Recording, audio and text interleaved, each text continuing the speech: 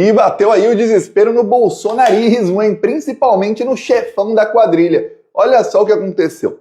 Todo mundo sabe, isso foi externado pelo Eduardo Bolsonaro e por outros bolsonaristas, que o grande plano do Bolsonaro nas drogas para não ser preso era o quê? Era esperar a eleição do Donald Trump e o Donald Trump articular com alguns setores bolsonaristas da sociedade brasileira, ameaçando sanções ao Brasil caso o Bolsonaro fosse preso e caso o Bolsonaro continuasse inelegível. Essa seria a maneira de pressionar aí o Alexandre de Moraes e o Supremo Tribunal Federal e o TSE a reverterem aí decisões contra o Bolsonaro e a manter aí o Bolsonaro como intocável. Esse é o grande plano do Bolsonaro. O Eduardo Bolsonaro foi aos Estados Unidos inúmeras vezes negociar isso com parlamentares ligados ao Donald Trump. O Eduardo Bolsonaro chegou a falar no evento CPAC Brasil sobre sanções ao Brasil que seriam feitas aí pelo governo Trump. Para quem não sabe, a sanção funciona assim.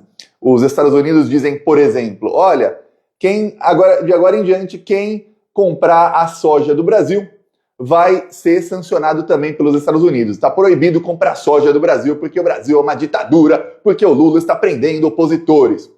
É o discurso aí dos bolsonaristas. Aí, inúmeras empresas que compram soja do Brasil vão parar de comprar. É isso que acontece. E aí, o PIB do Brasil vai sofrer um baque. E aí vai fazer um baque na economia. Ou poderia fazer como fizeram com a Venezuela em 2015. Em 2015, a Venezuela era o país com a economia que mais crescia em toda a América Latina. E aí os Estados Unidos fizeram, nós não vamos mais comprar petróleo venezuelano e qualquer empresa que passe a comprar vai ser sancionada. A gente também não vai mais comprar dessa empresa. Ou seja, ninguém mais podia comprar petróleo da Venezuela. A Venezuela foi... 95% da economia dependia disso. A Venezuela foi indo água abaixo. A sanção só foi retirada em 2022, quando começou lá o conflito na Ucrânia e os Estados Unidos precisavam de petróleo. Mas veja, os europeus não tiraram a sanção à Venezuela. Eles continuam sancionando. Se alguém comprar petróleo da Venezuela, exceto os americanos, né, que são amigos, fica sancionado lá na Europa também. Veja como são. É praticamente assim também, mas de uma maneira infinitamente pior, que funciona o embargo a Cuba e a Coreia do Norte, tá?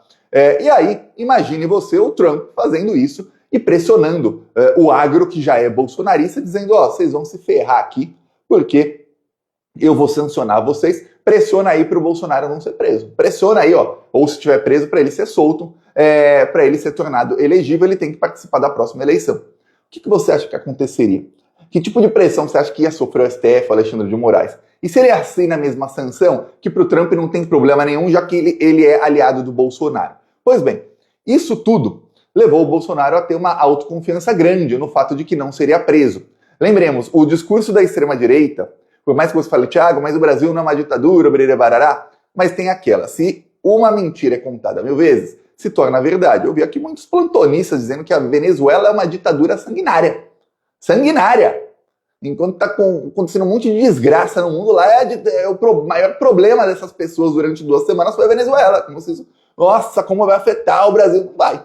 Aí algumas pessoas dizendo que, olha, isso vai afetar a popularidade do Lula. Porque uma mentira dita 1000 vezes de que o que acontece na Venezuela afeta a popularidade do Lula no Brasil, isso faz com que as pessoas acreditem. Então imagine você, o Trump repetindo 1000 vezes que o Brasil é uma ditadura porque o Lula prendeu opositores. Thiago, não foi o Lula, foi o STF. Mesmo na Venezuela, se você falar, não, foi a justiça lá. Não, mas a justiça está com o Maduro. E o Alexandre de Moraes não se reuniu com o Lula, etc, etc. Se você contar a mentira 1000 vezes, vira verdade. Aí fala, não, a justiça é o Lula manda na justiça do Brasil. É isso que eles iam repetir e sancionar o Brasil. Pois bem, o que acontece? Acontece que o plano começou a dar errado. Estavam muito confiantes porque o Trump ele ganhava do Biden em todas as pesquisas. Todas, sem exceção.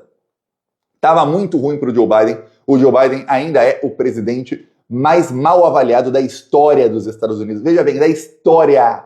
Desde o George Washington, que foi o primeiro lá, passando lá por todos os que você puder imaginar aí, chegando no Donald Trump, mesmo assim, tanto a aprovação do Biden é pior, como a rejeição a ele é maior do que a de todos.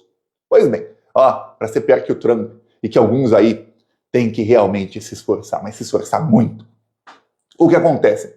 O Biden saiu da disputa depois de muita pressão, entrou a Kamala Harris. Eu cheguei a falar aqui porque muitos americanos estavam